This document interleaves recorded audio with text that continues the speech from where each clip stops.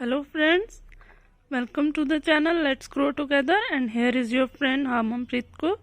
So today we are going to start with some another tricks which are related to your square root और cube root.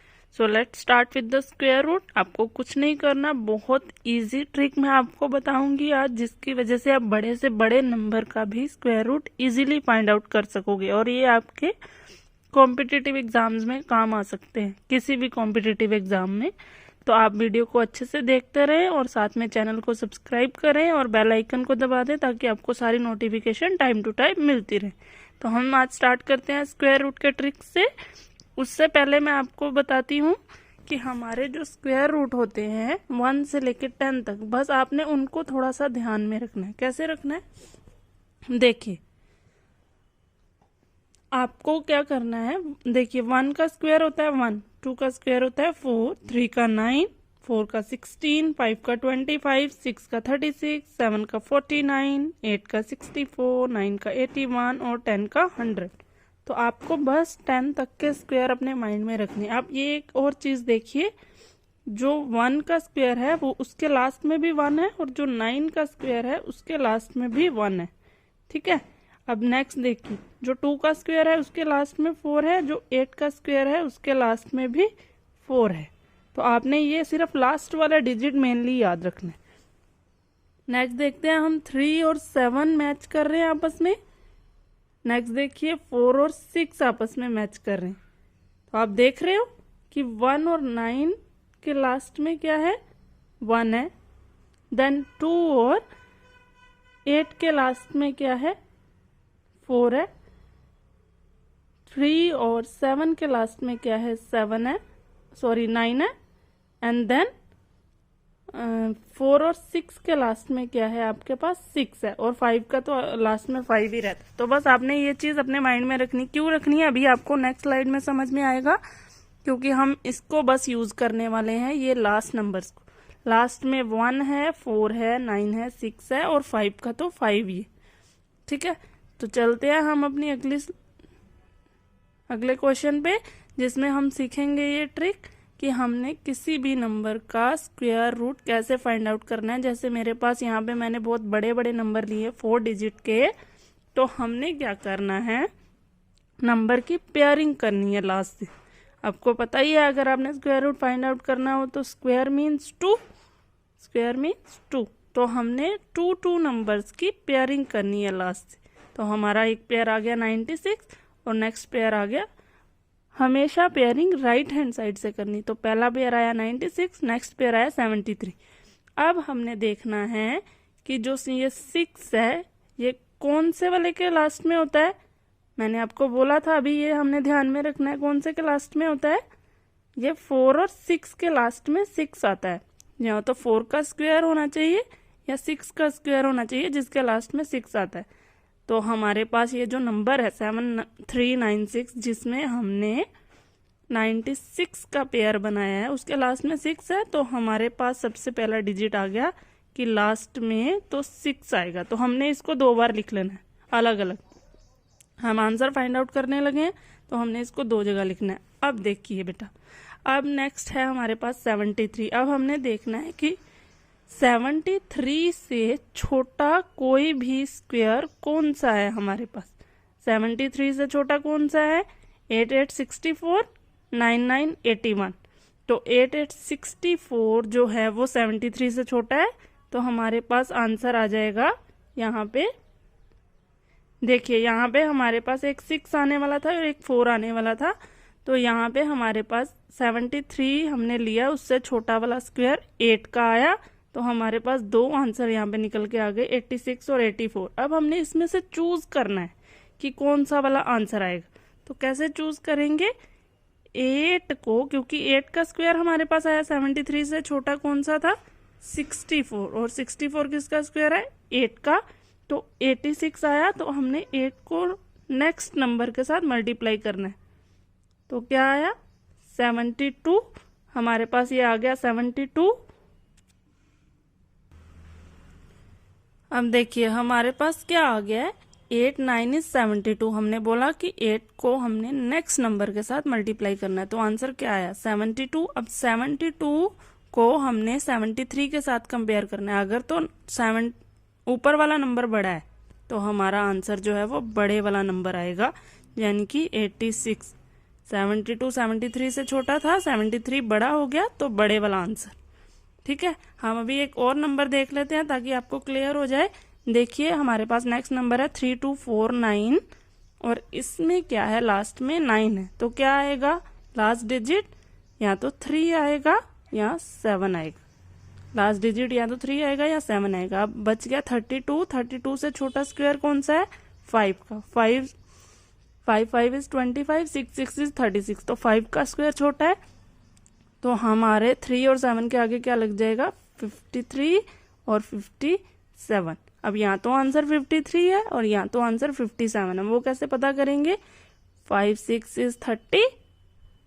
ठीक है, तो बड़ा कौन सा है 32 और 30 में से, 32। अगर ये 32 जो हमारा मेन नंबर है, मेन क्वेश्चन का नंबर जो बड़ा है, तो हमारा आंसर जो है वो बड़ा वाला आएगा। यहाँ पे भी ऐसे ही हुआ था, जो मेन नंबर है यानी कि 73 वो बड़ा था 72 से, तो हमारा आंसर बड़े वाला नंबर आया।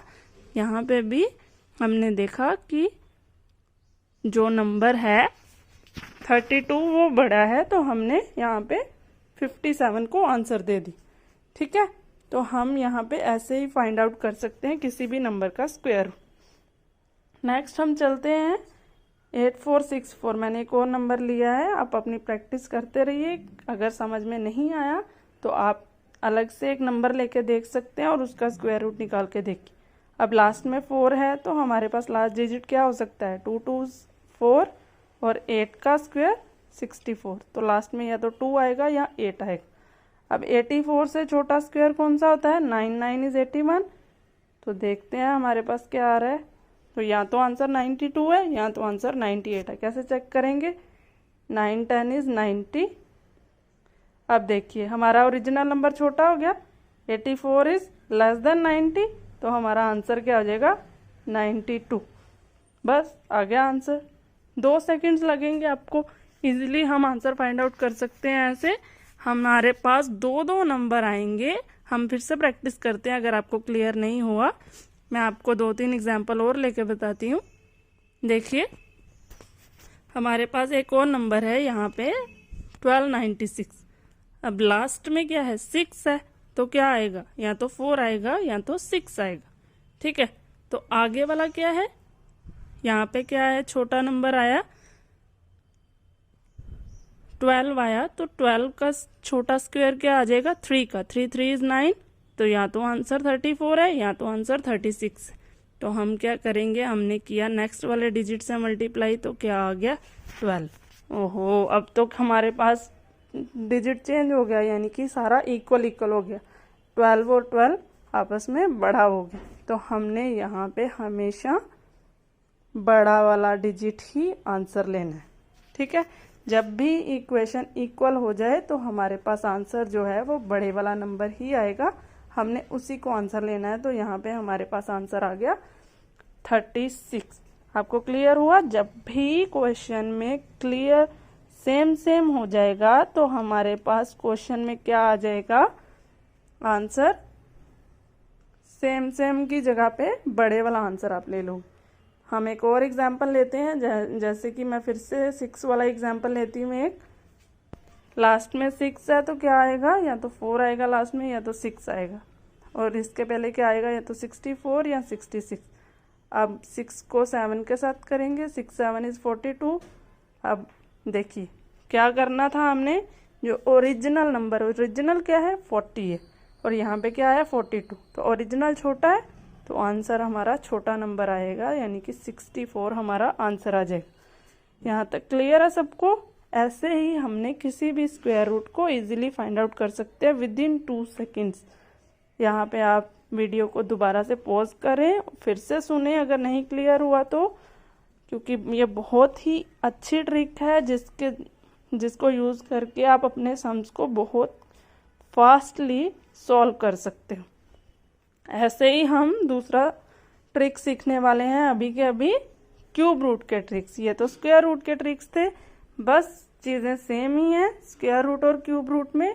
अभी हम सीखने वाले हैं क्यूब रूट। क्यूब मीन्स यहाँ पे हम 3, क्यूब मीन्स जिसकी पावर 3 होती है। तो हमारे पास यहाँ पे अब हमने देखने हैं नंबर जिसके क्यूब रूट होते हैं। जैसे हमारे पास हमने स्क्वायर रूट देखे थे, वैसे ही ये क्यूब रूट हैं। तो आप यहाँ पे चेक कर सकते हो। आपने सिर्फ 1 to 10 तक ही अपने माइंड में रखने हैं, बाकी सारी चीज़ें इजीली हम कर सकते हैं। 1 का क्यूब आ जाएगा आपके पास,